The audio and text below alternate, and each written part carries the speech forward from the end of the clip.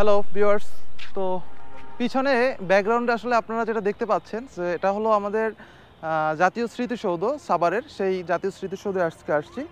তো পাশে আছেন মাহিন ভাই এবং আমাদের প্রাণ প্রিয় ছোট ভাই, স্নেহের ছোট ভাই।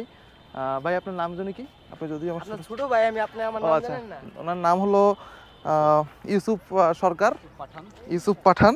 তো আমরা কখনো ইউসুফ বলি, কখনো ইউসুফ সরকার বলি।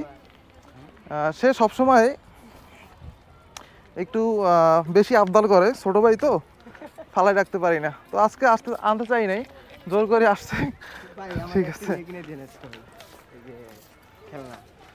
খেলনা, ইউ লাভ খেলনা। যাই হোক, এই যে এরকম ফুলাই।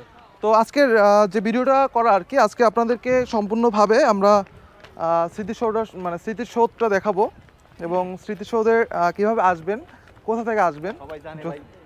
যদি যদি না জেনে থাকেন অবশ্য জেনে যাবেন। ধন্যবাদ। এমন কোনো পার্থক্য নাই